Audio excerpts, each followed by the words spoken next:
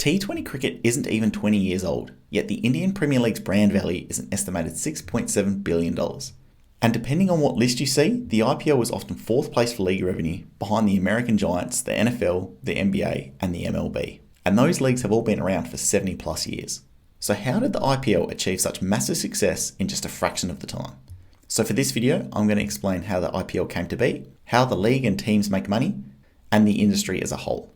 So like Sehwag facing first ball of an innings, let's not mess around and get straight into it. Like the first installment in a superhero movie trilogy, it's all about the origin story. So meet the Board of Control for Cricket in India, known as the BCCI. They currently own and operate the IPL and started the idea for the league in late 2007. Some say the ICL walked so the IPL could run. So the IPL was formed to take advantage of three major tailwinds. One, there was a national excitement over India's early success in the growing T20 format. Two, the sheer size of the Indian cricket market. And three, taking advantage of a previously underused time of year, scheduling games during April and May between the conclusion of the Ranji Trophy and the onset of the annual monsoon.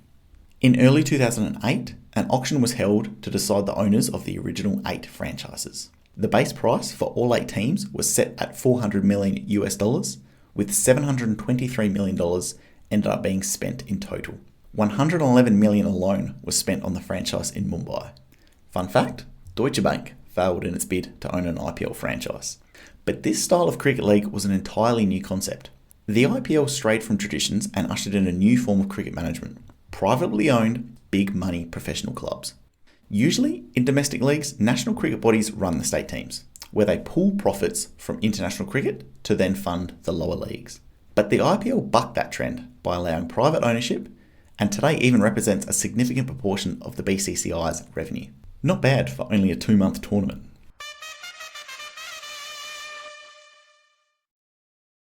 So how does the IPL as a league overall make money? There's 3 major categories. One is sponsorships. For a while there, the IPL's title sponsor was Vivo, a Chinese technology company, but they paused their 440 crore per season sponsorship due to India-China tensions. So for 2020, Dream 11, an Indian startup, was able to nab the title sponsorship for nearly a 50% discount at 222 crore. Vivo came back as the title sponsor for 2021 and then bounced again. So the Tata Group took over the title sponsor for 2022 for a rumoured 300 crore plus. The second major category for how the IPL makes money is broadcasting deals. In 2018, the IPL signed a 4-year deal with Star India worth over 16,000 crore, which is around $2 billion US. Overall, the IPL is set to net around $500 million US a year for the deal. And just for reference, the NBA has a deal with ABC, ESPN, and TNT worth around $2.6 billion US, but that's per year. The third major category is franchises. The BCCI has a 20% share in franchisees' respective revenues. So for every dollar a team makes, the BCCI will earn a fifth of that. To touch on TV deals in sport are a bloody big business and have been rising across the board around the world. But why? Because let's face it, who watches delayed sport? And this has the follow-on effect, where live sports broadcasts have ads that can't be fast-forwarded through, making live sport like the IPL that much more valuable to advertisers. But the BCCI doesn't keep 100% of the revenue earned from broadcasting fees and sponsorships. Revenue sharing, which is common in sports, allows IPL franchises to receive a portion of the revenue generated by the IPL overall. It's fair enough. Teams do help drive the IPL's value after all. Apparently, the IPL's revenue is split 50-50, but as the BCCI has a 20% share in the franchisees' respective revenues, it effectively works out to be a 60-40 split for the BCCI compared to the franchises. The next logical step is how the franchises generate revenue for themselves. There's 4 major categories here. So the first major category is revenue sharing, which is then further made up of title sponsorship and broadcasting fees. For title sponsorship, all 8 teams receive an equal share of the league's sponsorship. So for example, for Dream 11's 222 crore for their title sponsorship, 50% might be allocated to the teams, which would then be equally split among the teams. So a relatively fixed revenue source. The interesting point to note here around the revenue sharing around broadcasting fees, unlike the title sponsorship revenue, which is distributed equally, the broadcasting fees are reportedly distributed based off viewership numbers, meaning bigger market teams often pocket a larger amount of broadcasting fees. The second major category for how the teams make money is sponsorship and advertisements.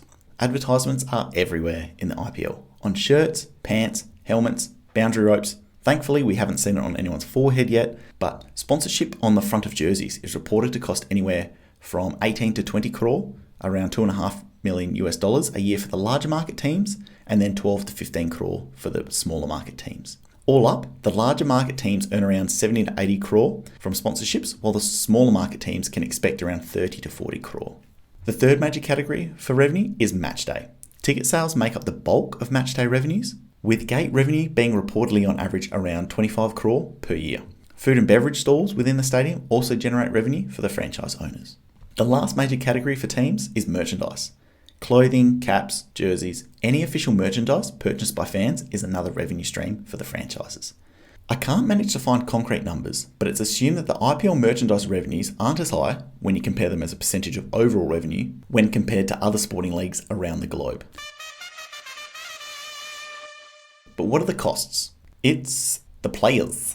They drive the value and they deserve to be compensated for it. You want King Kohli or the man MSD? You better be ready to cough up some cash. For the 2020 season, the total salary for each team was 85 crore per year. And the process to build a team of players is pretty different from other leagues around the world. So players sign up for an auction and they set their own base price, and the highest bidding team wins the rights to them. Quick side note, my base price is $1 Aussie due for any gully cricket teams that may want me in the future. So players' salaries take up the majority, which is around 60% of franchise costs, whilst operations and management expenses take up most of the rest.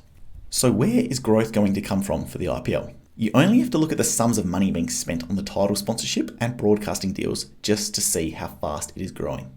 The original title sponsorship was DLF at around 40 crore per year. And for today, even if we use Dream 11's discounted title sponsorship, they paid around 222 crore, which apparently was a half-price discount.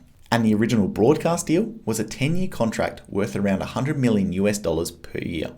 That figure today, a 4-year contract worth around $500 million per year. Another possible area of growth is making the IPL accessible to more Indians. Until this year's introduction of the Ahmedabad and Lucknow IPL teams, the most populous state in India didn't even have a team. While nearly 70% of Indians continue to live in rural areas, not a single team is located in Uttar Pradesh, India's most populous state, nor is there a team in Bihar, Orissa, or Madhya Pradesh. Before the 2022 season, the states of Uttar Pradesh, Bihar, Odisha, and Madhya Pradesh represented around 400 million people and didn't have teams. It's a huge opportunity for growth, so it's really cool to see Lucknow introduce a team into the IPL for this season. I'm sorry, but I'm still a Chennai Super Kings fan. But for cricket overall, and then the IPL, it gets its growth from younger audiences. And the IPL has caused a cultural shift in how the game is played. It's attracted a younger, more casual fan. Test cricket traditionalists might cry and think this is a joke.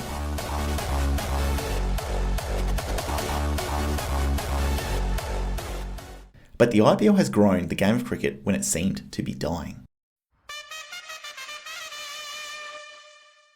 So let's imagine you're an IPL team owner. How do you improve your business? And it's mostly a case of a rising tide lifts all boats. So growing the IPL as a whole will create flow-on benefits for all teams. One important factor that you can change is on-field performance, which can be a key driver of value. If a franchise wins a season, they'll pocket around 20 crore, and finishing top 4 will net the franchise at least 8 crore. Unfortunately, if you're an owner, 50% of winnings must be distributed among the players. But still, it's a decent payday for a franchise. To summarise the whole IPL, it's a bloody strong business model. And a significant portion of revenue is locked in prior with sponsorships and broadcasting rights. So it's a fairly stable revenue stream. So even with COVID and the no-gate revenue being a big hit, it's not the end of the world for the IPL. The Indian Express reported that franchises on average make a profit of around 100 crore per season. And that number is sure to grow. If you enjoyed my deep dive on the IPL, be sure to like the video, drop a comment for what topics and videos you want to see in the future, and make sure you subscribe so you don't miss any future videos. But if you've made it this far, I appreciate you big time, and until next time, have a good one.